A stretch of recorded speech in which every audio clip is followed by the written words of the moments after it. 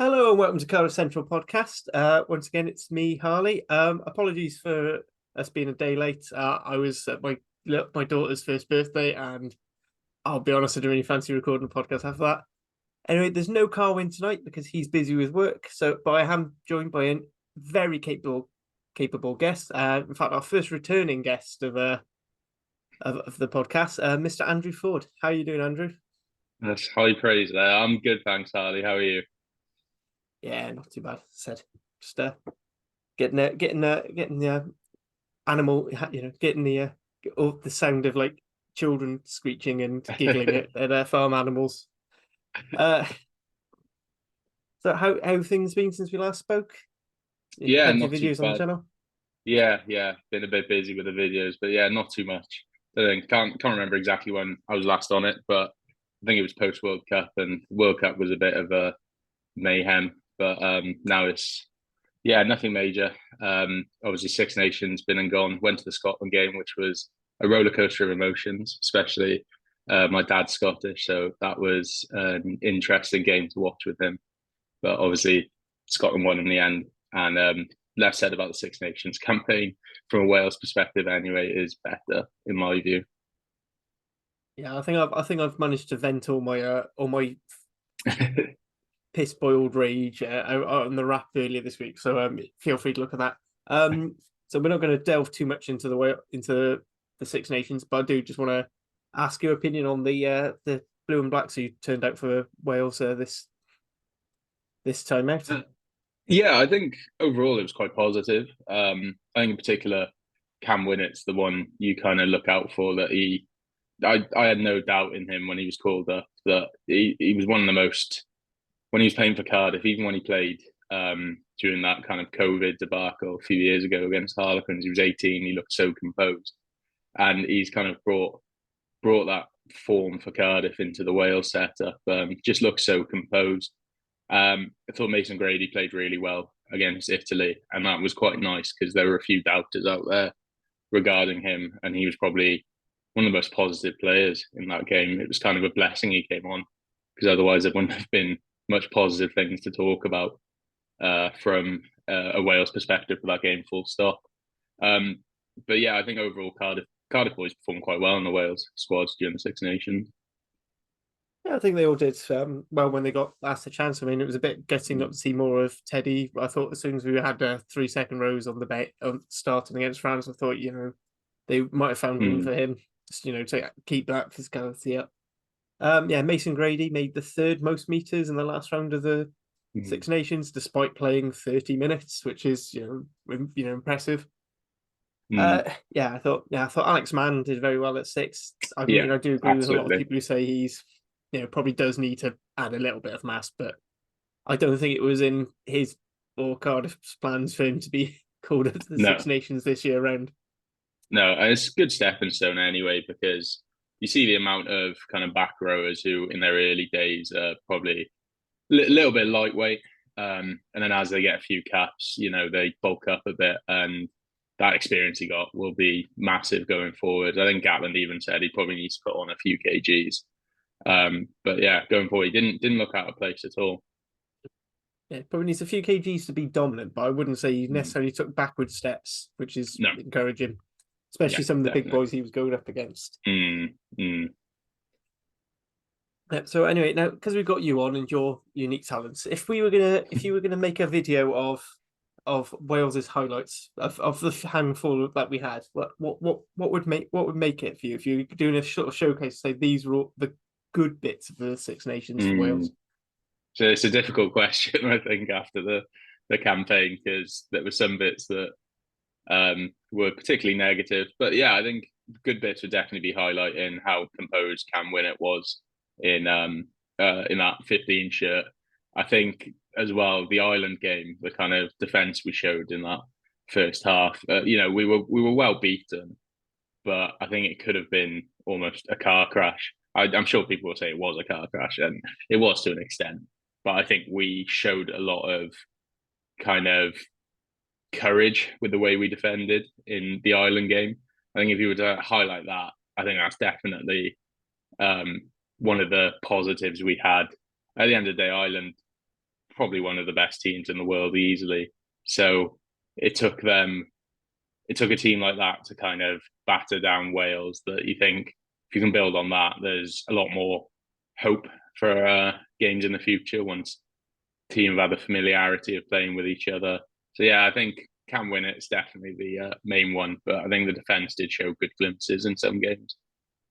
A few Tommy turnover moments, then I'm guessing. Oh yeah. I do actually have a video in the works of as many Tommy Raffle turnovers as I can get, including ones for Leicester, not just from the Six Nations campaign, but yeah, I think he equaled the most turnovers in the Six Nations Yep. campaign. Yeah. So yeah, no Equal John easy Barkley feat in doing that. 2011, I believe. Oh, I wouldn't have thought it was John Barkley. I'd have thought it'd be someone else, even like Warburton, in his early days. But yeah, that's an interesting start.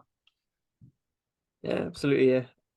I said I didn't really want to say. I thought going into the under 20s, I thought Delarue and Harry Wild had decent tournaments. There's a Yeah, couple of other yeah. boys who came in for the Italy game where we won, which is quite nice. Mm. Have it seems that the Italian and 20s have had our number for a few years. Uh, I think we can part Six Nations there unless there's anything you particularly want Yeah. to get off your chest. No, not particularly. I don't think there's anything positive I have to contribute. I could probably rant all day about the negatives, but yeah, we'll probably leave it there for now. Absolutely. So let's moving on to our bread and butter, seeing Cardiff run out in the blue out and all pink and blacks. It's so we're away to Glasgow this week. You've got a unique connection to Glasgow as well with it's a Scottish father. Yeah. So my dad's from Glasgow, but he actually supports Cardiff. Because growing up, um, the Warriors weren't what they are now, so he was never really a Warriors fan. Then when he came down to Cardiff, he got me stuck in to supporting Cardiff. So not sure if I should be grateful or not because of some of the results we've had over the years. But my auntie and uncle are big Glasgow fans, so I've gone up before to Scotstoun to watch Cardiff play Glasgow. Unsurprisingly, we lost, but it's a good experience up there. It certainly looks like good fun. It's definitely an away trip Mm. I'd quite like to do. Yeah, it's Maybe when definitely worth maybe when the little one's a little bit older. But it. Yeah, so and Glasgow is. Oh, sorry. Yeah, Glasgow's. yeah, go no, you carry on. It's a bit of a mad city, but it's definitely worth visiting. Yeah, absolutely. So just thought because we can, and we've actually got teams today. Don't know if you can see that, but Mm. so just going through sort of the Cardiff team now. So probably not too many surprises there. I mean, good to see Teddy Williams, Mackenzie Martin back. Anything stand out for you there? Other than one thing a mutual friend of ours pointed out, which I'll go into later. I was a bit. I was more kind of intrigued at the selection of Shane Lewis Hughes at 4. Obviously, I think he's performed really well at second row, but I thought if you have Seb on the bench, it would be kind of more valuable to have him starting. But at the same time, that could be part of the game plan in terms of later on in the game, if things get tight, it's better to have someone like Seb come off the bench as a second row than Shane. So I think that's the only thing. It's interesting that Max Clark is starting. I guess they probably see him as more of a natural 13 than Willis, but it kind of offers shades that he might be sticking around for next season if he's getting a sudden run of games, two games in a row. So yeah, kind of intrigued by that. But yeah, I think it's a positive team overall. Yeah, absolutely. I mean, I think the thing with Shane Lewis, so I was talking with Hugh from Scarlet's Pirate Pods. He was because we were talking because if you look at the looks just the, sort of the size and the stats and like the games played, just looking between Shane and Ben Donnell, the one he'd probably put in the second row of the two is Ben Donnell. He's a bit taller. Mm. He's played a few more games there. I do think it's a lot because Jockey did say at the start of the season, he really sees Shane Lewis Hughes being the sort of natural successor to Turnbull. So I do think Mm. he's almost using this season to get as many minutes with him in the row as possible. But also, I think as well, Seb was sort of injured whilst he was with Wales a lot as well. So maybe that's quite a thing. Yeah. Yeah. I said that I think Max Clark probably deserves it after the last two outings Mm. he's had in the Cardiff jersey. I think he's equipped himself quite well. Yeah. I suppose he is probably the kind of natural 13 they're looking for. I know Willis has covered 13 many a time, but I do think he's more of a 12. And you see that if both Willis and Ray are playing, it's Ray who shifts to 13 rather than Willis. So I think it Yeah. makes more sense. And then you've got that added bonus of you've got Willis can come on as a 12. Obviously, Ben then can cover 10. And you got Grady can jump in at 13, and even Owen Lane could jump in at 13. So it's kind of a nice balance to it there. Yeah, it's quite a versatile backline because even Beetham, if you really Mm, wanted to, you could push to 12. yeah, So yeah, a couple of definitely. players we won't see though. Obviously, no Domachowski Azarati, sort of rested from Wales duty, same as Alex Mann. Thomas, unfortunately, he's injured his was it Achilles, I think Yeah, I it think was so. after, so Ross Vincent, banning for life, breaking hands from Tom. I don't care if it was a perfectly legal tackle. Yeah, so it looks like we might unfortunately miss out on Tom. Mm, I think when that's confirmed, maybe we'll have a pod where we talk a bit more about some of our favourite moments. mm. If we just move on to the Glasgow team now. So I don't know if you or any of your family know much about these. So Glasgow lineup: Nathan Macbeth, Johnny Matthews, try scoring machine, Lucio Sordoni, Max Williamson, Alex Samuels, Ewan Furry, Matt Fagerson, Jack Dempsey, Jamie Dorby, Duncan Weir, the mighty meatball himself, Kyle Stain, Tom Jordan at 12, Stafford McDowell, Sebastian Cantier, and Josh Mackay, and then we'll worry about the bench later. So they've gone 6-2. We've gone 5-3. Mm. Let's see how this works. Any thoughts about this team? There's a couple of Scotland internationals back, Yeah, but probably not as slotting strong as straight maybe they back were. in. Yeah. No. I'd say there's a few names that are a little bit unfamiliar to me. But the back row, the back row is stacked, particularly for Figs and Dempsey to slot back in. But that back line looks pretty pretty solid. Like especially behind Duncan Weir, you've just got options galore there. And if they run us ragged quite early on, we're probably going to be in for a long night because there's some devastating finishes there all round. Yeah, it definitely seems like they're trying to go a bit wider. Mm, Put moving Tom Jordan from 10 to 12. Moving Stafford McDowell out one. mm, So I said that should be good. I said Sebastian Cantier, he's been on fire all season, hasn't he? Really? yeah, yeah. I think as well, just looking at the bench, it's kind of a bit. Maybe they've gone for the similar thing of having Allendale, Ollie Keble there to kind of cover as if the game gets tight later on. They're going to be some Mm. pretty solid options to come off the bench there. Yeah, absolutely. I mean, it's interesting they're using Kebble at tight head as well. Yeah. Typically he is elusive. I know they've Mm. experimented both they in Scotland have experimented there in a while. Yeah, that's interesting. I wasn't even aware that he had covered tight head that often, so maybe could be something to exploit. But it's Mm. Ollie Keble. It's a good player. Like Yeah. can't say that too early because I'll come back to bite me. Yeah, I said, I mean, when you've got the sort of the very promising but still quite green Reece Barrett on the bench, it's Yeah. maybe not as easy to exploit as possible. Right. No. So one of the other things we wanted to do with the sort of individual regional pods is sort of go through the rest of the fixture list and try and pick out some key games. So I'm just going to run through it. So Mm. obviously, tomorrow night we've got Glasgow Warriors. Where's he gone? Bloody typical. All set up right, and then next week we're away to Munster, then Ulster after a 2-week gap. Then we've got our final home game against Edinburgh on the 27th of April. Same day as Wales host Italy in the Principality Stadium. So I'm planning on trying to do the double, watch the Women's Six Nations and switch into the Arms Park.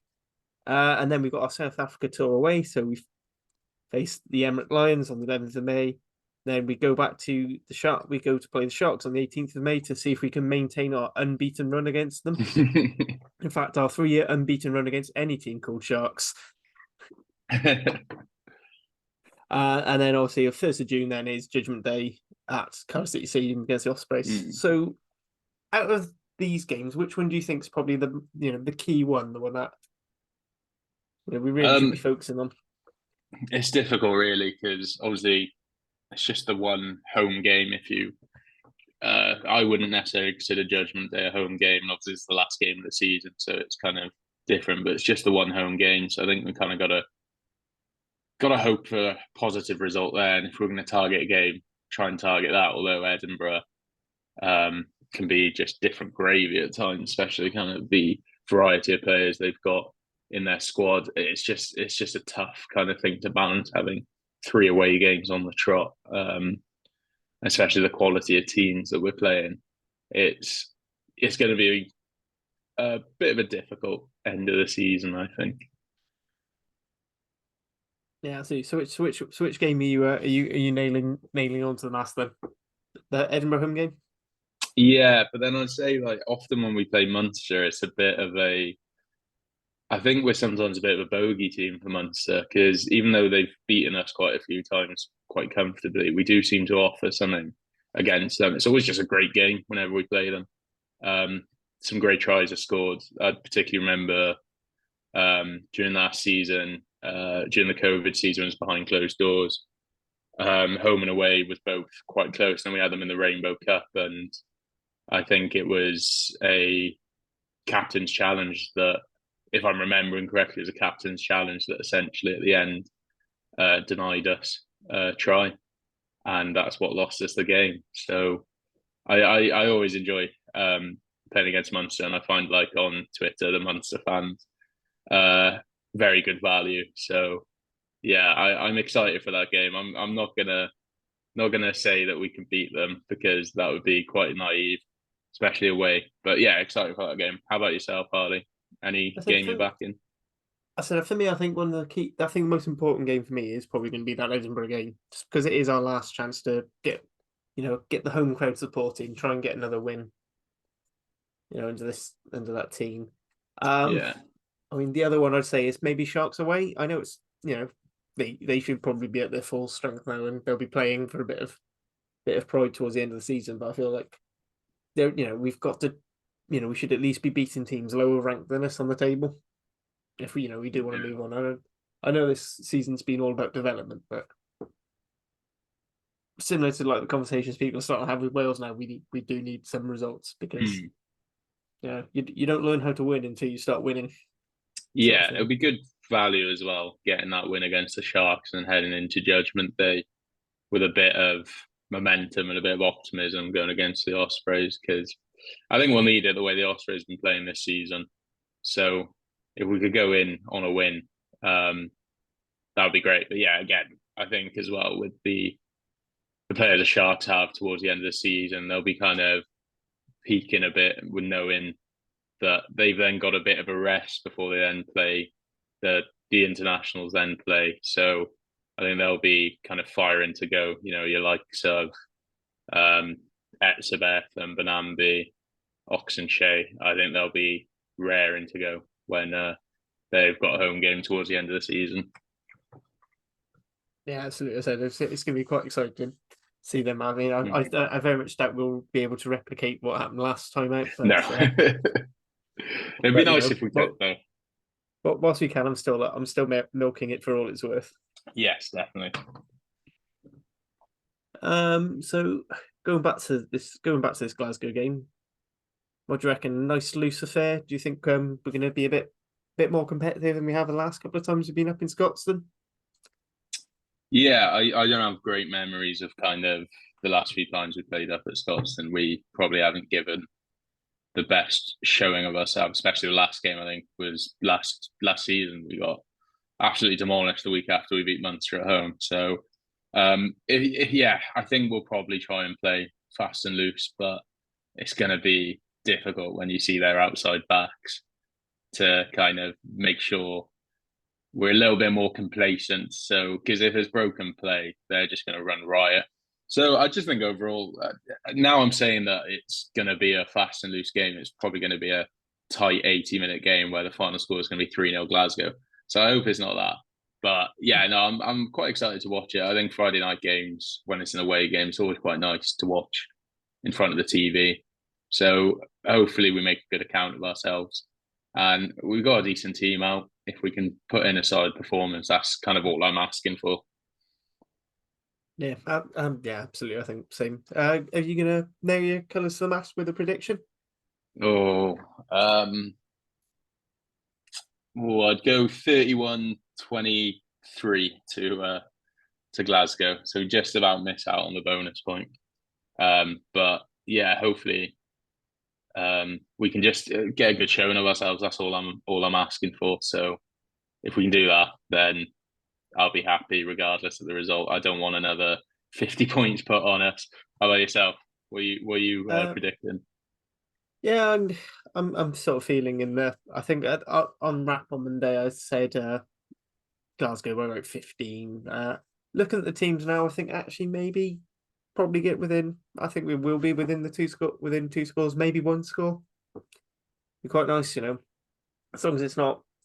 I think if it is, as cliche as it is, if it's about like outscoring each other on tries, I think we'll probably stay quite close. I think if it Mm, gets into a too much an arm wrestle scrum time, then it could be a bit of an issue, particularly with our bench. yeah, yeah. I'm not quite a big fan of predicting scores anymore myself because before the Quins game, a few people were asking, "Oh, what are you predicting?" And I was like, "Oh, based on how we performed against Bath, I think I don't think we'll beat them, but we could stay in a fight and we could maybe nick it." And then we all know what happened in that game. So I tend to not like predicting scores of games. Yeah, I mean, I'll be honest. That Quins game, I think was it called a mulligan or something like that, where you just basically you just burn the reel and say no, there's Mm. nothing we take from that. No, not at all. Yeah, it's weird that how positive we were that even though we got kind of demolished by Toulouse, I think there was a lot more positive to take out of the Toulouse game and the Racing game than there was against Harlequins, who I thought we might have been in the fight at least. So it was kind of a weird thing there that there's more positives from getting pretty comfortably beaten away than there was to a home game against a team that only a couple of seasons before we should have beaten at home in the Champions Cup. But this is all been and gone. I'm rambling now. that's that's all right. So in other news, the Rags are playing Swansea tonight, sort of keep their top four dreams alive in the Premiership. What have you made? What have you made of the Rags season this so far? Have you been following closely? A little bit. I went to the Llandovery game because a mate of mine was starting for them, Johan Hugendorn. Just he's on a permit from Great St. name. Peter's. Yeah, great name. So when I watched him, he'll appreciate me shouting him out, I'm sure. So when I watched him, and it was one of those Cardiff started off quite well, but Llandovery just is a bit like the Quins game, really. And it was expected, I don't think anyone thought the Rags were going to beat Llandovery. But yeah, I think it's just one of those things of last few seasons after winning a couple of seasons ago when we won the Premiership. It's just things haven't been as plain sailing. But there's a lot of positives to come. There's some very good players coming through, I think, as well. And it's kind of nice to have like the settled players like Jason Harries for experience as well for the boys that are coming through. And I think we've got a really nice kind of conveyor belt there for the ones that are coming into the first team then. Yeah, so yeah, it's. I mean, I suppose it doesn't help with obviously with the budget cuts and the city and the pro side being having to cut its cloth accordingly. Then we're relying more on players who we'd give, like the likes of Alex Mann and Mackenzie Martin. No, 2 seasons ago would have been playing most of their Mm. rugby in the Premiership and going through. Just to go the other Premiership fixtures this week. So Merthyr are hosting Carmarthen and Ponty are hosting Aberystwyth. They're both 2 kickoffs at on Saturday. Yeah. Um. Sorry, I've just lost my train of thought. It's all right. one day off work, and that's it. I can't even think anymore. Um, so I thought, as we're sort of going down in towards the more, gradually going toward the community game, a little birdie and a mutual friend of ours, James Reese, told me you've yourself have returned to action. Yeah, I have. Yeah, James actually played for the team that I played for. Yeah, he's never Once. mentioned it. Don't worry. Yeah. Yeah, he kind of added me a bit on one of the rap podcasts, saying Yeah, that I'm always injured, which he's not wrong. But I have played a few games this season. We played a game a few weeks back. It was Dennis Paris atop the league in our league at the moment, having come down from, I think, Div 1, because they got fined for something or other. I'm not going to claim to know right now what it is. Don't want to accuse them of something they didn't do. But yeah, we had a kind of top of the table clash as such. It was second v third. Beat Tree of a Cloud at home, and it was an absolute mud fest. So it was not the funnest game to play in, and it was so heavy underfoot that kind of covering 10 meters of grass felt like you were covering 50 meters of grass. So just luckily, when if the whistle went for a penalty, there was just a kind of feeling of relief during the game. But yeah, we won the game. I somehow played 80 minutes. But yeah, I hope one day I'll come up against James, whether that's me going down to his neck of the woods in Bognor Regis or him coming back down to Cardiff. Be interesting to play with him. yeah. We do see if we can do a 3/4 way for boy round robin. You can get. I'll see if I can get a vets second team from Sidmouth, and maybe we can get a Long Willow in to bring some Long Eaton boys down, and they could You probably could set up pod. a sevens team with the rap podcast boys, I reckon. Try and chuck them into a sevens tournament. That'd be quite Oh, you don't want that. You've no idea how slow and ineffective I am as a blindside. I'm a loose head prop, so you're preaching to the choir there. I'd be useless if I was involved in any kind of form of seven. So, but it's all about the fun involved. Yeah. I'm saying that I've never played sevens properly before, but going to like a few sevens competitions is always fun, especially when it's the seven series. Which shame that it's not in London anymore, because me and my mates would always go down every year. So, but that's me rambling again about something That's fine. completely unrelated. I'd quite happily talk about this. Me and my mum have been considering doing something like the Dubai or Hong Kong sevens at some point. And yes, it is me and my mum my mum is my first choice for taking some of the rugby, because most people I know are either not interested or just don't get it. At least I can have a conversation with my mum. Well, I always have to get my mates who aren't interested in rugby. That's just if I say, "Oh, we'll be drinking," then they're sold. So that's my key to get them involved in anything. It's just there'll be alcohol there, and they're like, "Right, okay, I'll be there." Yeah, that sounds about right with most of my a lot of my old friends anyway. Bit harder to organise stuff like that now, but I digress. Anyway, I don't want to keep you on, because speaking of drinking, I believe you're off out for the football later. So Yeah, yeah, big game tonight. So even though it's wrong shaped ball compared to what we're chatting about, yeah, hopefully off to the pub soon to hopefully see Wales beat Finland, get to that playoff final. I hope the ball is kicked correctly. I generally have. I'll know less about football than I do with rugby. I hope no one picks up the ball today, unless it's a keeper. So different story. But yeah, won't be any kicks for goal as such. Rugby style, be a different type of kick a goal. Yeah, absolutely. Anyway, just want to say thank you once again, Andrew, for stepping in. Yeah, sorry, it's a short podcast, one of the shorter episodes, but I really didn't want to have to trawl through the trauma of Wales, Italy. So Yeah, I think I'm I think we're grateful cutting for there. that as well. Yeah, So sounds good. Yeah, cheers for having me on, Harley. yeah, anytime you want to hop on, and thank you all for listening. Ta-ra.